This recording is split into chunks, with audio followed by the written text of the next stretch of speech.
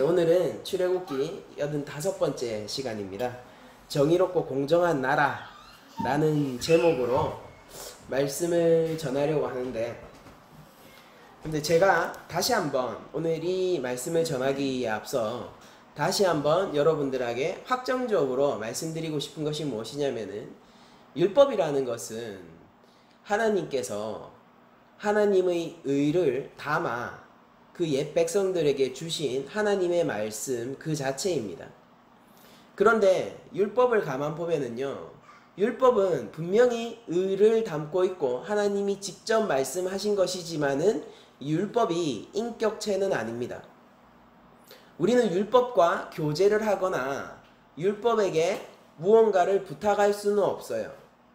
율법은 적혀 있고 기록되었고 이것은 의이며 하나님께서 그 백성에게 요구하시는 것이라는 거죠. 근데 문제는 뭐냐면은 이 율법이 과연 그런 성격을 가지고 있다면은 이 율법에게는 구원의 능력은 없다라는 것입니다. 왜냐하면 이것이 인격이 아니기 때문에 우리에게 긍휼을 베풀 줄도 모르고요. 이것은 하나님의 의와 하나님이 기록된 말씀이기 때문에 이것은 없어지지도 않는다는 그 한계가 우리에게 구원의 능력을 가져다 주는 것은 아니에요. 그럼 하나님이 왜 율법을 주셨냐면은, 첫째로는 이스라엘 백성들을 다스리고 하나님의 공의를 실천하기 위함이고, 그리고 그 저변에 깔려있는 하나님의 더 깊은 의도는 무엇이냐면요, 이게 영순위 정도 되겠죠. 그 깊은 의도가 뭐냐면은 예수 그리스도께로 초청을 하는 초청장의 기능을 율법이 가지고 있다는 거예요. 그러니까 우리가 오늘 이 본문을 보면서도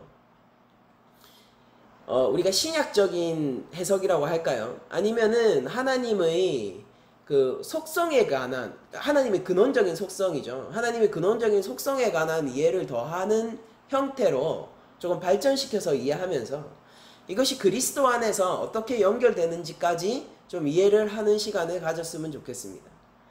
그러니까 여러분들, 제가 율법 설교를 하면서 여러분들에게 저희 부족한 설교 때문에 여러분들한테 오해를 줬을 수도 있겠지만은, 저희의 의도는 이 율법을 통하여서 우리의 죄가 드러나고 그것을 통하여서 우리가 예수 그리스도께로 더 가까워지는 복음적인 의도가 제가 율법을 설교하는 의도이고, 우리가 그리스도 안에서 새 언약 안에 머무르는 자로, 그리스도 안에서 이제 새롭게 태어난 자로서 내 삶이, 하나님 백성으로서의 내 삶이 어떻게 사라져야 하는가에 대한 시금석을 제시하는 의도를 가진 것이 율법 설교입니다.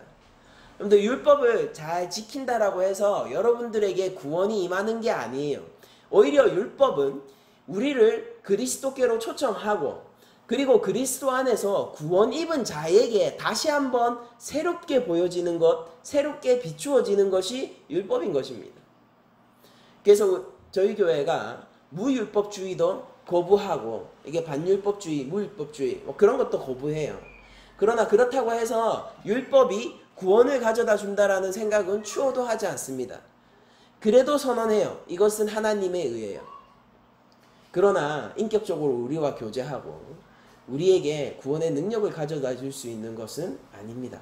이것이 율법입니다. 자, 한번 이것이 정말로 오늘 본문이 그리스도를 향한 초대장이라면은 어떻게 쓰여져 있는 예수님을 향한 초대장인지를 한번 살펴본다라는 최종 목표점을 가지고 한번 이 본문을 보도록 하죠. 물론 하나님 백성의 윤리도 이 안에 가득 담겨 있습니다.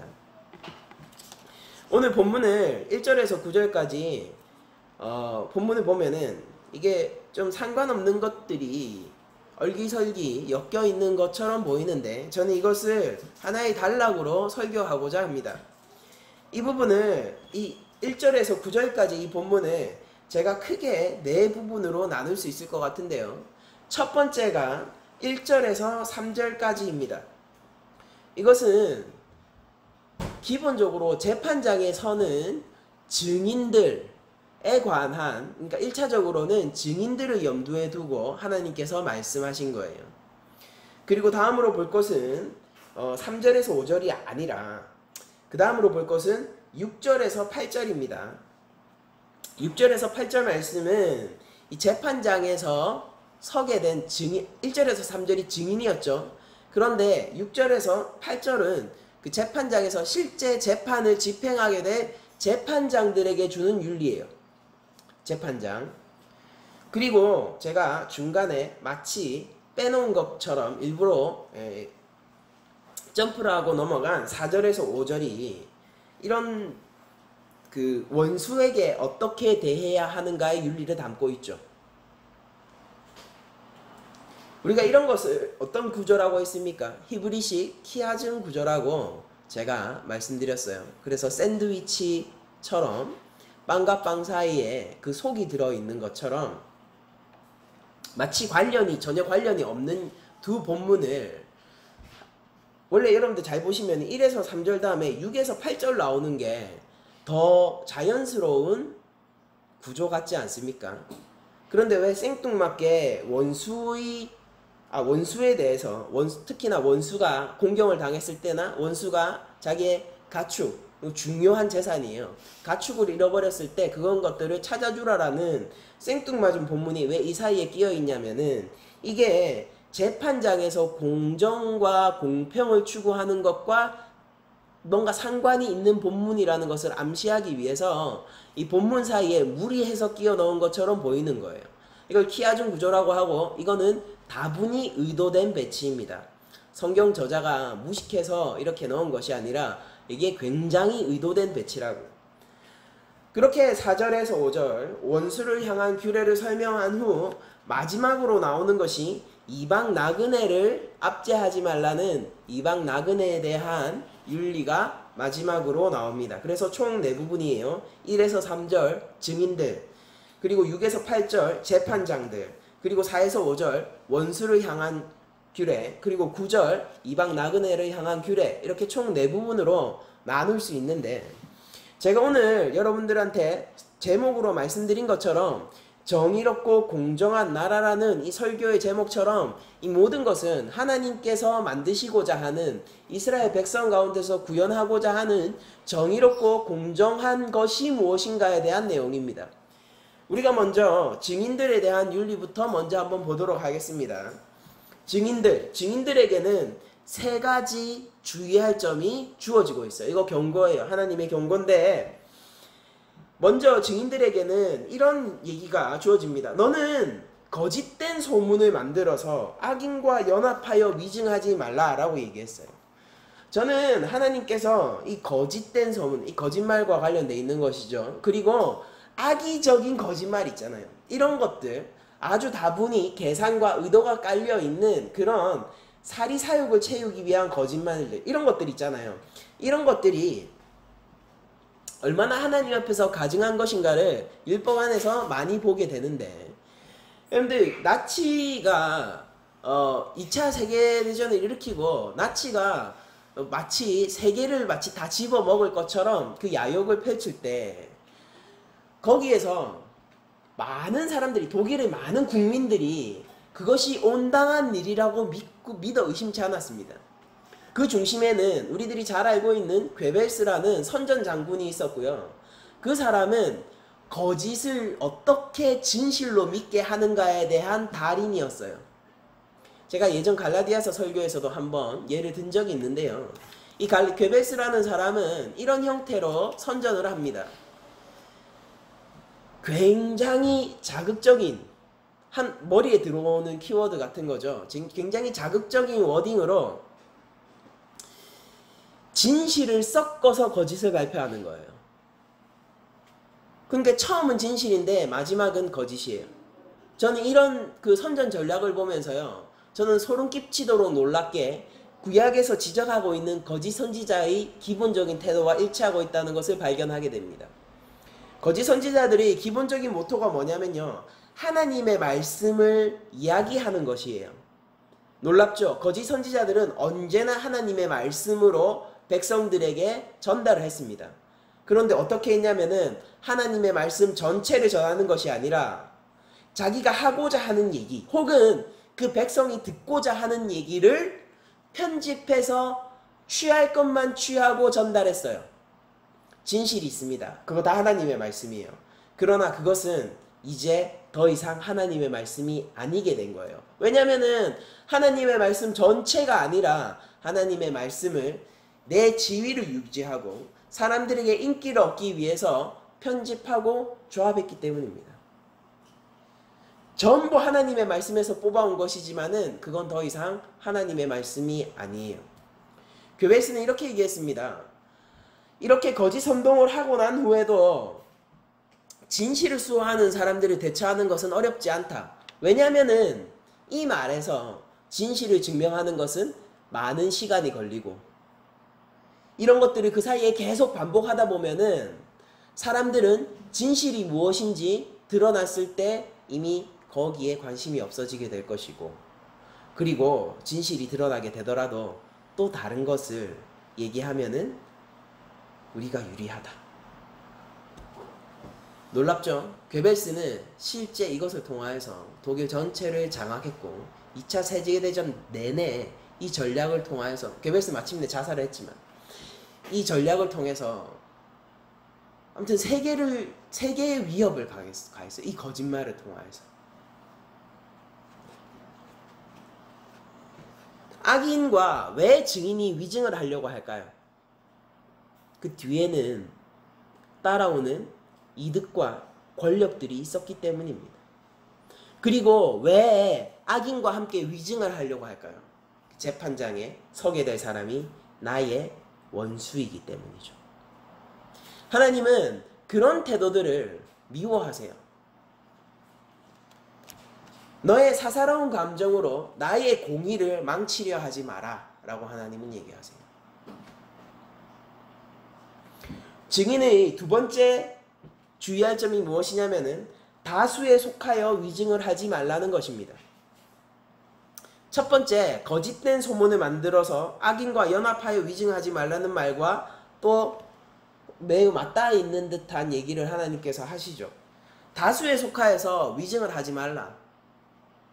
내가 이렇게 올바른 증언을 하게 되었을 때에, 올바른 증인으로 내가 서게 되었을 때에, 그때에 사람들이, 이게 내가 소수란 말이에요. 다수의 이득에, 다수의 유익에 전혀 부적합한 사람이 된다라는 소리예요.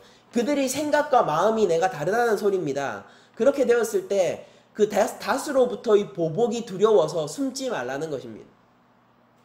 저는 여기서 예수 그리스도의 제자들로서, 제자들이 우리 교회를 세우면서 어떻게 교회를 세웠는가를 다시 한번 묵상하게 됐습니다. 여러분들, 우리 초대교회는요, 언제나, 사실은 교회는 언제나 세상으로부터 위협받았어요. 처음에는 유대교로부터 위협을 받았습니다. 그리고 나중에는 국가에서 위협을 받았어요. 그리고 로마의 국교가 되었을 때는 세속의 가치로부터 위협을 받았습니다. 19세기 때는 계몽주의로부터 교회는 위협을 받았어요. 오늘날은 과학으로부터 교회는 위협을 받고 있습니다. 제가 그래도 대학을 나오고 뭐 이렇게 공부를 하는 사람인데 친구들과 얘기하면서 이 세상은 하나님이 창조하신 세상이다. 우리들은 하나님의 피조물이다 라고 얘기를 할 때 저는 다수 속에서 극히 외로운 고독감을 느껴요. 아무 말 하지 않는 침묵이 더 싫어요. 뭐 그렇게 생각하는 사람도 있지, 이 말도 싫어요. 그게 뭔데 저를 인정해 준다는 투로 그렇게 얘기하는 거예요. 이게 진짜인데. 저는 그런 마음이거든요. 아니, 니네가 뭔데, 하나님 살아계신 거 맞고 우리가 피조물이고 하나님이 창조주 맞으신데 뭐 그렇게 생각하는 사람도 있지 정도로 왜 그렇게 가볍게 얘기하느냐라는 거예요. 제 마음은. 그러니까 순간순간 그런 마음이 듭니다. 여러분들이 증인이시라면요, 세상 가운데서 예수 그리스도의 증인이시라면요, 여러분들은 소수파에 속할 것이고 여러분들이 가는 길은 좁은 길일 것입니다. 그때 여러분들에게 드릴 수 있는 성경적인 율법의 최선의 조언은 뭐냐면요, 그러나 그것 때문에 다수에 속하기 위하여서 진실을 거짓으로 바꾸지 말라, 위증하지 말라 라는 것입니다. 저는 여러분들이 예수 그리스도의 살아있는 증인들이라고 믿고, 예수 그리스도께서는 아직도 하나님의 보좌 우편에서 우리를 위하여서 중보하시는 우리의 왕이라고 저는 믿습니다. 근데 그 예수 그리스도께서 우리 교회의 머리가 되신다라면은 우리가 위증을 할 이유가 뭐가 있겠습니까? 다음을 한번 보죠. 증인들에게 요구되는 세 번째 요구는 가난한 자라고 해서 불쌍하다는 마음 때문에 부당하게 그를 두둔하지 말라는 거예요. 불쌍하니까 라고 얘기하면서 진실을 가리지는 말라라는 겁니다. 얄팍한 알량한 그런 계산들 있잖아요. 얄팍한 마음으로 그 얄궂은 그 동정심으로 하나님의 공의를 가리지는 말라는 거예요. 가난한 자가 이웃의 양을 훔쳐서 잡아먹었다라고 합시다. 그와 이해관계가 있는 사람이에요, 나는. 그리고 그 사람을 평소 긍휼하게 여기고 그 사람과 좋은 관계를 맺고 있었어요. 근데 내가 그 장면을 봤단 말이에요. 증인으로 나를 초청하고 세웠습니다. 제가 이렇게 얘기할 수도 있겠죠. 아, 저 사람이 훔친 건 아니고 누가 훔쳐가지고 이미 죽인 것을 저 사람이 배가 고파서 그저 먹었을 뿐입니다. 물론 그건 잘못한 게 맞지만은 그래도 선처를 부탁드립니다. 이렇게 얘기할 수 있겠죠. 어떠십니까? 제가 했던 말이 저 사람 죄 없어요 그게 아니라, 무슨 말인지 아시겠어요? 저 사람 죄 없어요 이게 아니라 조금 조작할 수 있잖아요. 아니 가난해서 그런 건데 그래서 양 훔친 건데 도둑질의 죄, 그건 물론 지은 건 맞지만은 가난해서 그런 건데 그것까지 덮어 씌우기에는 너무 불쌍한 거 아니에요? 서로 관계도 좋고 저 사람 평소에 불쌍했고 어떻게 살아왔는지 아는데. 근데 하나님은 뭐라고 얘기하시냐면요, 사랑과 긍휼을 너희들이 전해야 하는 것은 맞는데 죄가 아니라고 얘기하는 건 안 돼라고 얘기하시는 거예요. 그래, 나도 하나님이 이렇게 얘기하시고, 나 그 양의 주인에게 묻겠어. 그렇게 가난한 자가 있고 양을 훔쳐야 하는 자가 있는데 그런 자를 옆에 두고도 아무렇지도 않게 그를 방치해뒀다라면은 내가, 하나님이 얘기하시는 거예요. 하나님 자신이 직접 그 양의 주인에게 책임을 물으실 겁니다. 그러나 그렇다고 해서 훔친 자의 그 죄가 없어지는 건 아니에요. 이게 하나님 나라의 윤리입니다. 모든 것이 드러나 있고요. 모든 것이 공정하게 처리되고요. 죄는 죄로, 선은 선으로 처리되는 것이 하나님의 재판장이어야 한다는 거예요. 그러니까 여러분들, 증인들에게 요구되는 세 가지 요구 조건들, 이 조건들을 볼 때 하나님은 지금 이스라엘 백성에게 무엇을 요구하고 계십니까? 깨끗하고 투명한 사회를 요구하고 계시죠. 죄는 죄, 맞아, 인정할 수 있어야 돼. 긍휼은 긍휼, 인정할 수 있어야 돼. 선은 선으로 드러나야 해. 선이 드러나지 않는 것 나는 기뻐하지 않아. 그러나 그만큼 죄가 묻히는 것, 덮이는 것 나는 기뻐하지 않아 라고 하나님은 말씀하신단 말이에요. 이어서 6절에서 8절까지 재판장들에게 주는 그 규례를 한번 보도록 하겠습니다. 재판장들에게는 하나님께서 이런 말씀을 하세요. 너희가 가난한 자의 송사라고 해서 정의를 굽게 하지 말라. 여기서 정의라는 단어가 이제 직접적으로 등장하는 것을 여러분들이 보실 수 있는데요.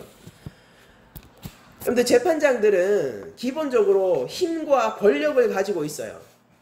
지금 여기서 내가 판결을 내릴 수가 있다고요. 그렇지 않습니까? 힘이 있고 권력이 있는 사람이에요. 그런데 하나님은 내가 힘과 권력을 너에게 주었는데 지금 이 재판을 주도할 이 지도자고 장로급이란 말입니다. 장로로서 내가 너를 세웠는데, 그런데 내가 너를 세운 것은 네 권력을 주기 위해서 세운 것이 아니라 내가 공의를 실천하기 위해서 너를 세웠다라는 것입니다. 가난한 자는 이 인류 역사 내내로 언제 한 번도 줄이었던 적이나 아니면은 권력에 도움이 되거나 유익에 보탬이 되었던 적이 없어요. 근데 재판장은 당연히 이 가난한 사람이, 소송이 걸린 사람이 나와 밀접하게 밀착되어 있는 권력 안에서 그리고 재산, 경제적인 그런 이득 추구 안에서 밀접하게 연결돼 있는 사람이 고발당한 사람일 수도 있잖아요. 그러면은 재판장은 자연스럽게 이 사람 죄 없다가 아니라 죄를 경감시켜 줄 수 있을 거 아닙니까? 가난한 자에게 지독하게 착취를 했어요. 이자를 받지 말라고 했는데 이자를 끝끝내 받아냈다라고 생각을 해봅시다. 그것 때문에 재판장이 왔어요. 그때 그 사람은 끝끝내 착취한 이자를 토해내야 되는 거 아니겠습니까?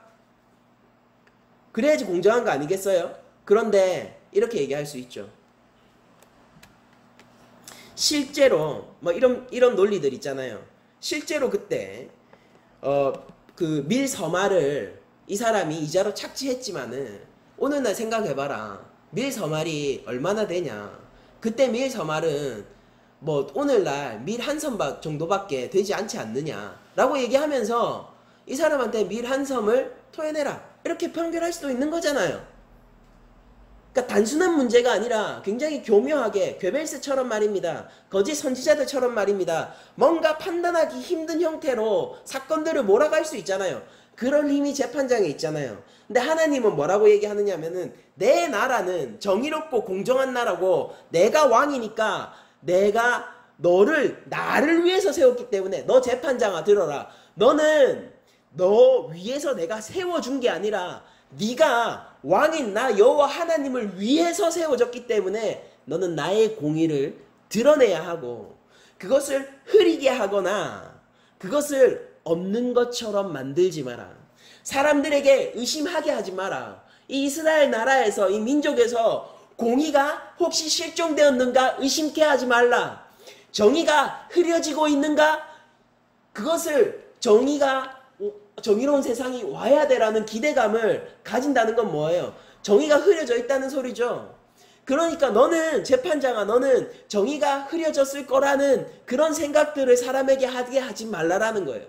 가난한 자의 송사라고 해서 그가 자신의 권력 유지에 그리고 자신의 경제적 부위 유지에 도움이 안 된다고 해도 너는 하나님이 첫째니까 그 공의를 드러내라 라는 것입니다. 이게 하나님 나라의 특징이에요. 모든 것이 있는 그대로 드러나는 것이요. 재판장을 향한 두 번째 지침이 무엇입니까? 무죄한 자나 의로운 자를 죽이지 말라라는 거예요. 그러면서 하나님은 나는 악인을 의롭다 하지 않는다 라고 말씀하십니다. 거짓 일을 멀리하고 무죄한 자와 의로운 자를 죽이지 말라는 것은 너무나도 권력적인 일 아닙니까 여러분들? 권력 안에서 얼마나 무죄한 자들이 형장의 이슬로 사라졌는지는 역사가 증명하고 있지 않습니까? 근데 하나님은 그거 싫어하신다고요. 권력을 향한 투쟁이요? 이 사람을 제거하지 않으면 내가 위험하다고요? 애당초 왜 그런 사회가 되었냐라는 거예요. 어쩔 수 없었, 역사를 보면은 이런 것들이 있어요. 어쩔 수 없었다라는 것들이 있죠. 지금 이렇게 없애지 않았으면은, 지금 이렇게 그 정적들을 처리하지 않았으면은 계속해서 난세가 이어졌을 거라는 그런 식의, 그래도 그런 의의는 있다라는 식으로 역사를 바라보는 시각들이 있죠. 근데 하나님은 물으실 거예요. 애당초 왜 그런 사회가 됐니? 인간의 타락이 어떤 사회를 만드는지 너희가 보고 있지 않니? 그러나 내 나라는 그럴 필요가 없는 나라이고 그래서도 안 된다라는 겁니다. 무죄한 자가 의로운 자가 왜 죽어서는 안 되느냐? 죄가 없기 때문이죠. 근데 이거에 비교해봐서 이 율법이 하나님의 말씀이에요. 하나님의 말씀에 비추어서 예수 그리스도의 죽음을 한번 상고해 보십시오. 사람들이 다 판단했습니다. 죽어야 할 자라고. 이스라엘 군중들이 다 판단했다고요. 재판장이 되어서. 바라바를 풀어줄까? 예수를 풀어줄까? 사람들이 외쳤습니다. 바라바를 푸시고 예수를 죽이소서.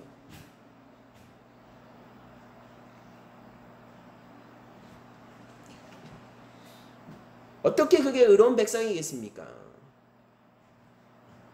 우리 신앙 고백의 한 가지 중요한 포인트가 뭐예요?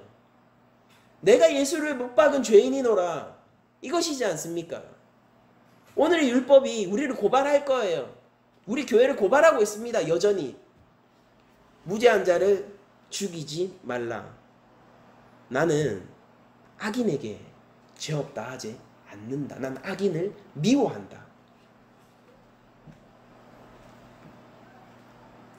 근데 어떻게 우리가 의롭다함을 받고 있죠? 하나님은 악인을 의롭다 하지 않는데 무죄한 자를 죽인 우리, 예수 그리스도의 죽음에 책임이 있는 우리가 어떻게 의롭다함을 받는단 말입니까? 이 율법은 무엇으로 우리를 초대합니까? 예수 그리스도의 십자가 보혈하려 우리를 초대하는 거예요. 재판장 마지막 세 번째 경고는 이렇습니다.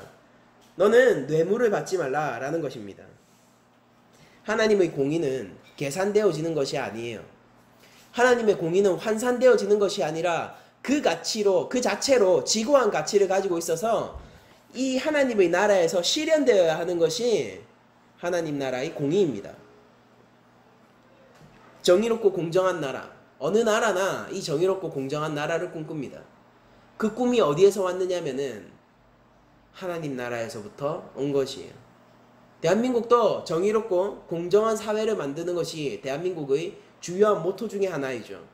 그 가치가 어디서부터 왔습니까? 하나님 나라에서부터 온 것이에요. 여러분들, 성도는 그렇다면은 어떻게 살아야겠습니까? 정의롭고 공정하게 살아야 하는 게 당연하지 않겠습니까? 여러분들, 우리는 누구나 살면서 이해관계에 얽히게 돼요. 이해관계에 얽히게 되고 내가 혹하는 마음에 편을 들어야 하는 순간들이 생기게 된다고요. 그리고 그래야지 유익하고 그래야지 나한테 해가 없을 수도 있다고요. 그러나 예수를 믿고 예수의 제자로서 하는 길은 그런 길은 아니에요. 소수의 길이고요. 정의와 공의를 추구하는 길이고요. 진실에서 눈을 돌리지 않는 길입니다. 그리고 그 결정에는 예수님이 있으세요. 여러분들이 어디에 재판장이 되어야 합니까? 자, 여러분들 보십시오. 예수님이 이렇게 얘기하세요. 내가 심판의 권세를 가지고 왔다라고 분명히 말씀하셨습니다. 그리고 교회에게 이렇게 말씀하세요. 이제 이 권세를 들고 나가라라고요. 그래서 예수님이 제자들 보내실 때 이러죠. 네가 평안을 정하고 근데 그 사람이 받아들이지 않으면은 신발 털고 나와라고 얘기하시잖아요. 거기 저주가 임한 거예요. 교회가 무슨 권세를 가지고 있는지 아십니까? 재판장의 권세도 가지고 있고 동시에 교회는 예수 그리스도의 가장 주요한 증인들이란 말입니다. 그런데 이 증인들로서 살 때 여러분들은 항상 진실 앞에 서셔야 돼요. 한국 교회를 위협하고 있는 것들이 과학입니다. 그리고 세상의 철학들이에요. 세상의 시대 정신입니다. 대한민국 2019년 대한민국 부산에서 여러분들이 사시면서 그리스도의 제자로서 사시면서 여러분들이 선택할 길은 어디에 있습니까? 혹여나 하지 마세요. 굳게 서서 예수 그리스도의 살아계심과 여러분들이 하나님 백성됨을 전하십시오. 삶으로서 증명하시고 예배로서 증명하십시오. 여러분들이 그 길로 가야지만이 하나님이 이렇게 얘기하실 거예요. 내가 여기에 정의롭고 공정한 나라를 세웠다라고. 여러분들이 우리가 하나님 나라라면서요. 히브리서 나오잖아요. 거룩한 제사장이요. 하나님 나라라면서요.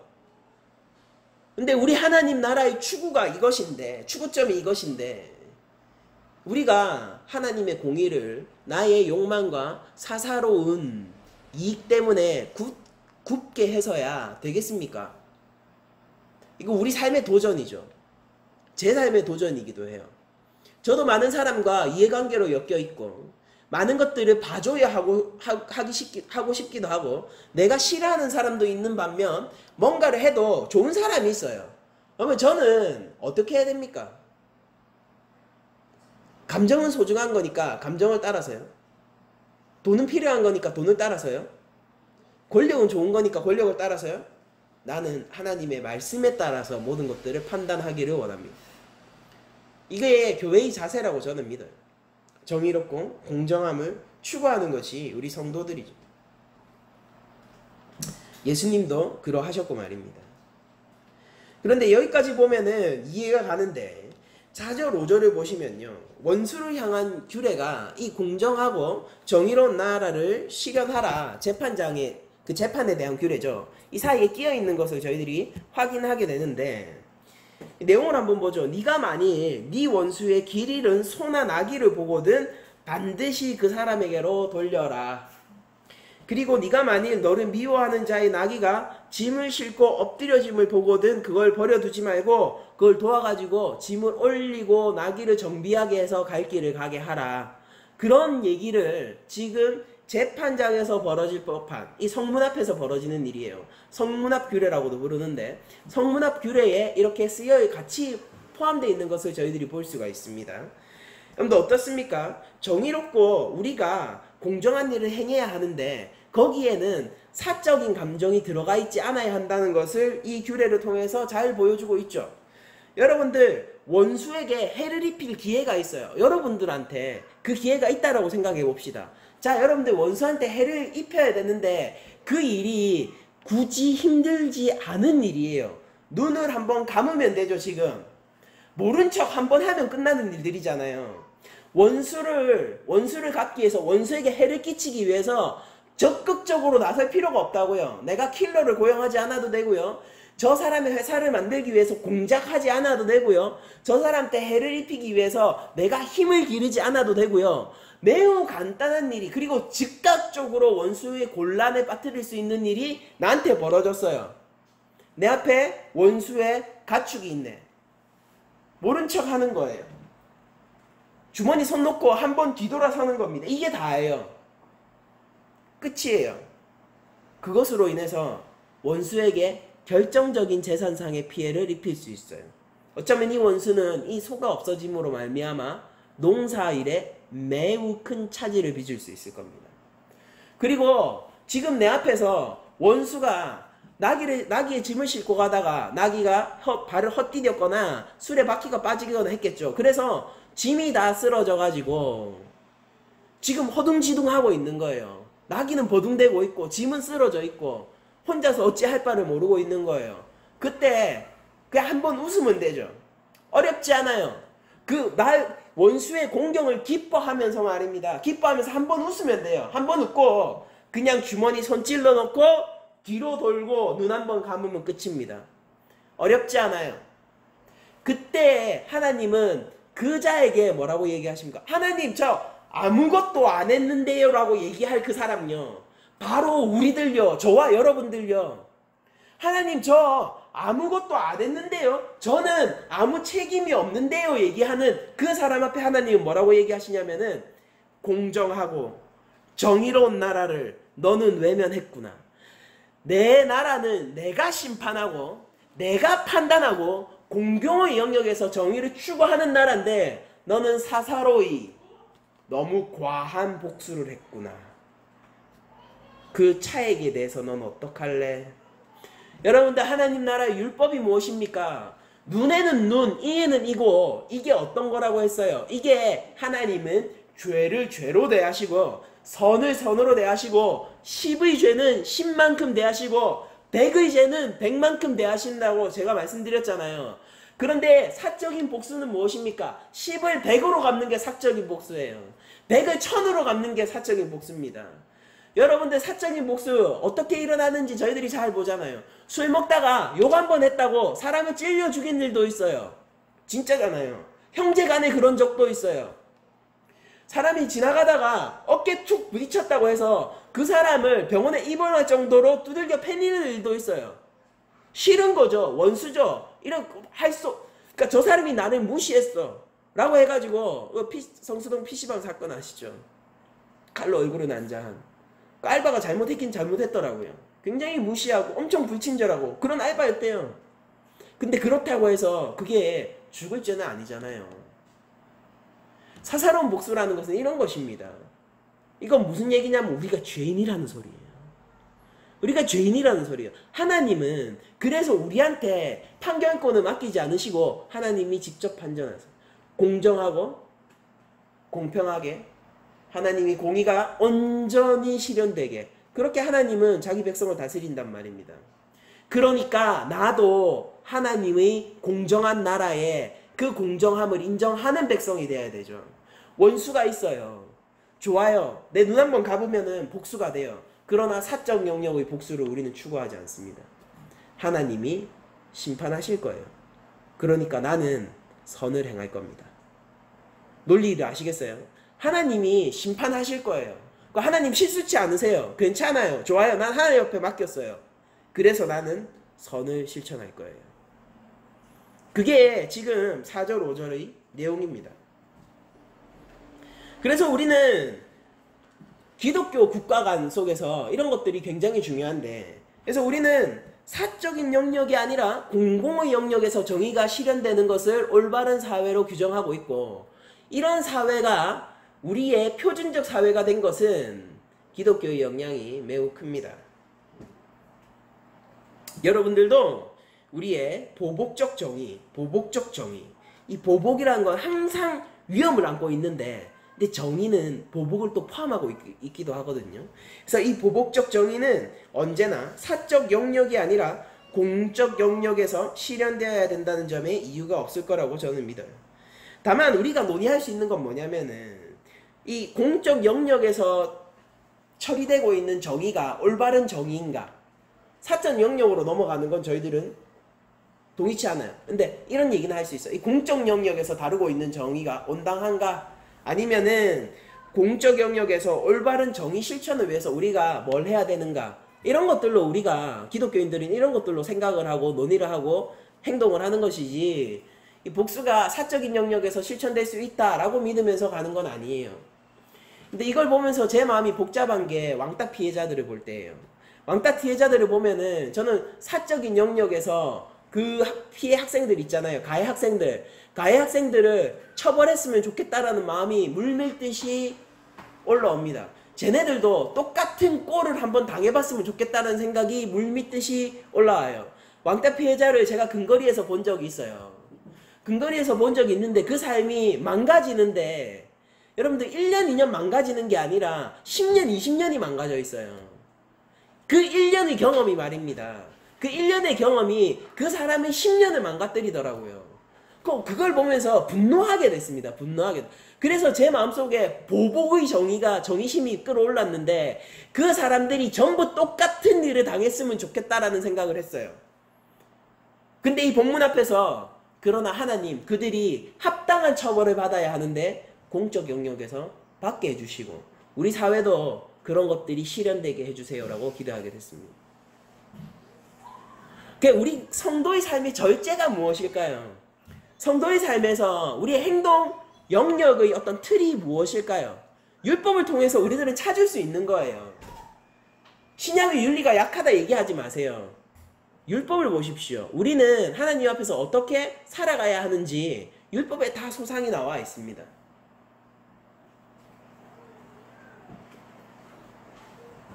여러분들, 로마서, 그러니까 신약은 이런 정신을 매우 강조하면서 우리들에게 얘기하는데, 로마서는 이렇게 얘기합니다. 아무에게도 악을 악으로 갚지 말고 모든 사람에게 선한 일을 도모하라 라고 말씀하세요. 바울의 말이고 이것은 곧 성령의 말씀입니다. 근데 여러분들 잘 생각해 보십시오. 악을 악으로 갚지 말고 모든 사람에게 선한 일을 도모하라. 왜 그렇지? 왜냐면은 하나님이 재판장이시니까요. 데살로니가 전서 5장 15절입니다. 삼가 누가 누구에게든지 악을 악으로 갚지 말고 서로 대하든지 모든 사람을 대하든지 항상 선을 따르라. 이게 하나님 나라에서 벌어지는 윤리입니다. 그 나라는 정의롭고 공정한 거예요. 여러분들, 악을 사적인 보복적 정의를 통해서 갚지 마십시오. 아니, 여러분들은 선으로 갚으십시오. 그게 우리가 살아가는 방법입니다. 베드로 역시 이런 얘기를 해요. 베드로전서 3장 9절입니다. 악을 악으로 욕을 욕으로 갚지 말고 도리어 복을 빌라. 오히려 더 기가 찰 노릇이죠. 원수가 있어요. 악을 행하는 사람이 있어요. 나한테. 제3자가 아니라 나한테요. 그런데 그 사람한테 뭐라고 얘기합니까? 악을 악으로 갚지 말고 욕으로 갚지 말고 도리어 복을 빌래요. 이를 위하여 너희가 부르심을 받았으니. 미치겠죠? 예수님의 제자들이 이것 때문에 부르심을 받았다라고 베드로가 얘기하고 있습니다. 이는 복을 이어받게 하려 하심이라. 여러분들, 예전에 제가 이 본문 가지고 이런 설교 많이 들었습니다. 여러분들도 들으셨을지 모르겠는데, 빌래요. 복을 빌래요. 복을 빌면은, 나쁜 사람한테 복을 빌면은 하나님이 보실 때 그 복이 합당하지 않으면 그 복이 나한테 오니까 최대한 많은 복을 빌라고 했거든요. 그 말씀입니까? 그 말씀이에요? 되게 치사하다 생각했거든요. 어린 마음에도. 저 어릴 때 설교들은 되게 치사뽕이다 이렇게 하면서 뭐 차라리 한 대 때리고 말지 뭐 내 복 받으려고 저 사람을 이용한 뭐 그런 생각이. 그게 아니라요 여러분들. 본문이 뭐냐면은 복을 빌라 이를 위하여서 너희가 부르심을 받았다라는 것은 진짜 이것 때문에 부름을 받았다라는 것입니다. 이 하나님 나라의 공의에 대해서 신경도 쓰지 않고 정의와 참 평화에 대해서 신경도 쓰지 않는 이 나라 속에서 네가 하나님 나라로 살라라고, 하나님 나라의 공의가 실천되는 정의롭고 공정한 하나님의 제사장으로 서 있으라고 우리가 부름을 받은 게 맞다고요. 그래서 복을 빌라고요. 그러면 하나님 나라의 축복이 나를 통해서 저 사람으로, 저 악인에게, 나도 죄인이었으니까 저 죄인에게 흐를 수 있도록 무엇이 참 하나님의 나라인지 네가 보여주라고요. 그러니까 따라서 나오는 겁니다. 이것은 복을 이어받게 하려 하는 것이라고. 로마서 12장 19절입니다. 내 사랑하는 자들아 너희가 친히 원수를 갚지 말고 하나님의 진노하심에 맡기라. 기록되었을 때 원수 갚는 것이 내게 있으니 내가 갚으리라 라고 주께서 말씀하시니라. 이게 우리 가운데 위로가 되었으면 좋겠어요. 이 말씀이 우리가 정의롭고 공정한 하나님 나라를 추구하는 성도로서의 삶의 시금석이 되었으면 좋겠습니다. 여러분들 예수님은 이거보다 더 나가서 말씀하세요. 마태복음 5장 43절 이하입니다. 또 네 이웃을 사랑하고 네 원수를 미워하라 하였다는 것을 너희가 들었으나 나는 너희에게 이르노니 너희 원수를 사랑하며 너희 박해하는 자들을 위하여 기도하라. 예수님이 가르치셨어요. 예수님의 산상수훈입니다. 여러분들 예수님은 오히려 이웃을 더 사랑하라라고 얘기했어요. 율법에서 얘기한 것은 이것입니다. 하나님의 공의로움을 네가 사사로운 감정으로, 보복적인 감정으로 망치려고 하지 마. 그러니까 악인에게도 선을 행해. 근데 예수님은 뭐라고 얘기하냐면 여기서 더 나아가서 그래 네가 합당하고 당위적인 행위이기 때문에 그걸 할 뿐만이 아니라 더 나아가서 너는 원래 뭘 추구해야 되냐면은 원수도 사랑하는 자가 되어야 돼 라고 얘기를 한단 말입니다. 여러분들 우리가 국가와 민족을 위해서 기도하기도 하고, 그리고 우리가 교회 안에서 세상의 구원받지 못한 영혼들을 위해서 기도하기도 합니다. 여러분들 그들과 우리의 관계가 정확하게 어떤 관계인지 아세요? 원수의 관계예요.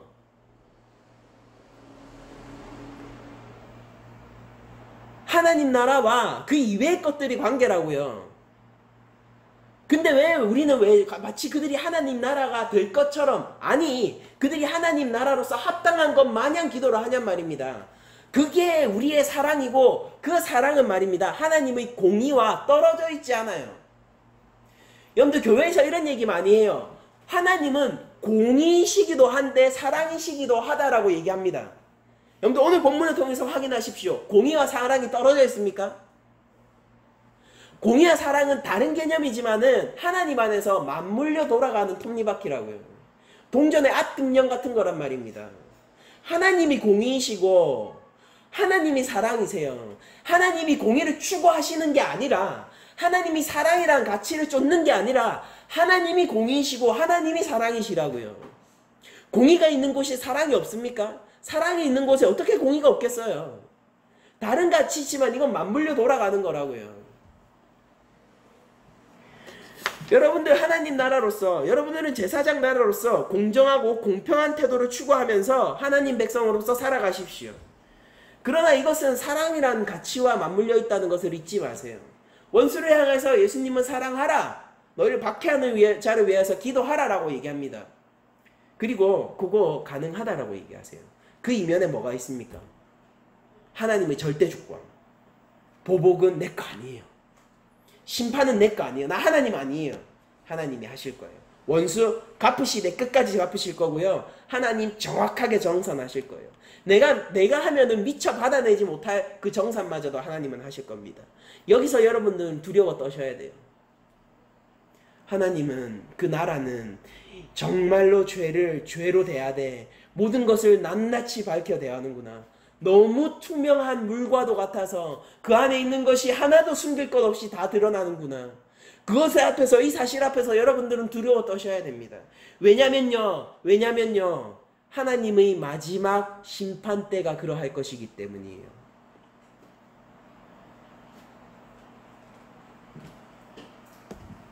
한번 상상해 봅시다. 하나님의 백성은 공정하고 공의롭게 행동해야 합니다. 그쵸? 이제 이 구약의 규례를, 이 구약의 율법을요, 신약적인 관점으로 한번 날려보자고요, 지금부터. 하나님의 백성은 항상 공정하고 공의롭게 해야 됩니다. 왜 그렇게 해야 되죠? 하나님이 그러시기 때문이에요. 재판장의 증인은요, 거짓 증언할 수 없고요. 재판장은요, 정확하게 판단해야 됩니다. 왜 그렇습니까? 하나님이 그런 증인이시자 그런 재판장이기 때문입니다. 여러분들 마지막 날 우리가 흔히 얘기하는 주님이 다시 오실 날을 생각해 보세요. 이 땅 가운데 모든 영혼들이 하나님 앞에서 그 위대한 심판자 앞에서 우리 주 예수 그리스도, 그러나 심판의 권세를 가지신 그 주 예수 그리스도 앞에서 그 모든 죄가 낱낱이 드러날 것이고 하나님은 남김없이 정산하실 거예요. 공의입니다. 이것이 공정이에요. 죄를 덮는다. 성경에서 죄를 덮는다. 하나님은 죄를 덮으신다라고 얘기 나오죠. 그거 이상하지 않으세요? 우리는 그냥 그렇구나 하고 넘어갔을 테지만은 어떻게 공정한 재판장이 죄를 덮을 수가 있겠어요? 어떻게 그렇게 할 수 있겠습니까? 다 드러난다고요. 하나님은 공의로운 재판장이라고요. 저도 이 땅에서 죄를 덮는 많은 재판장을 봐요. 판사들을 본다고요. 죄를 덮어요.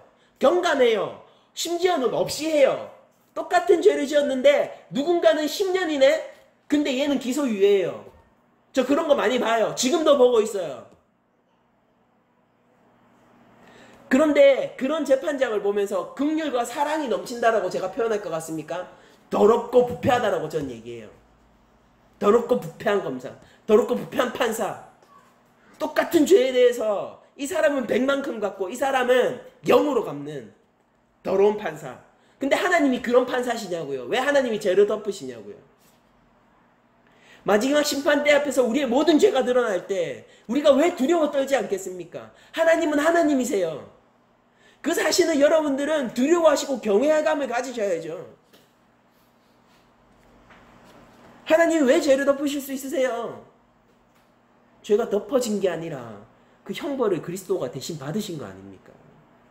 형벌이 어디 간 게 아니라, 공의가 없어진 게 아니라 공의의 그 시련을 예수 그리스도가 온몸으로 우리 앞에서 먼저 막아내신 거 아니에요. 그래서 우리는 의로운 게 아니라 의롭다 함을 여김 받는 자들이 된 거 아닙니까?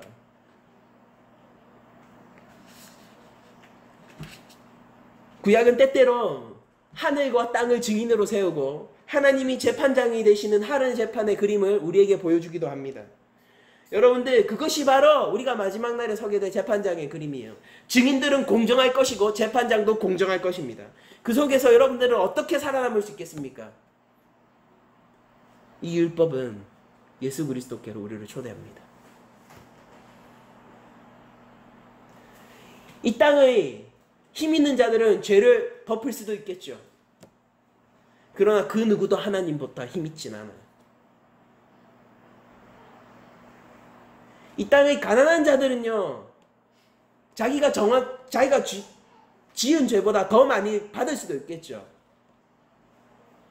그러나 하나님은 정확하게 판단하세요.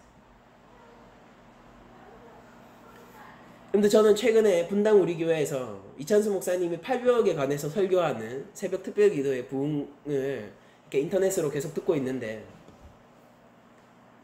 근데 진짜 마음이 가난한 자들이 되십시오. 진짜 마음이 가난한 자가 되셔서 하나님의 나라를 상속받으십시오. 이 율법을 통하여서 여러분들 그리스도를 바라보세요. 그리고 하나님 나라의 윤리대로 살아가십시오.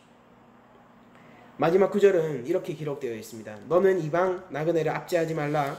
너희가 이방 땅에서 애굽 땅에서 나그네가 되었은즉 나그네의 사정을 아느니라. 구약에 나오는 나그네가 그냥 유유자적한 방랑자가 아니라 무국적자에 어디에서나 보호를 받지 못하는 세상으로부터의 핍박자라는 사실을 제가 말씀드렸습니다. 그런 핍박받는 위치를 지금 애굽의 종이었던 이스라엘 백성에게도 나그네란 말로 하나님이 표현하고 계신 것을 볼 수 있습니다. 애굽 땅의 나그네였던 이스라엘은 나그네의 사정을 잘 압니다. 근데 죄인의 자리에 내어오신 예수님도 우리의 사정을 잘 아세요.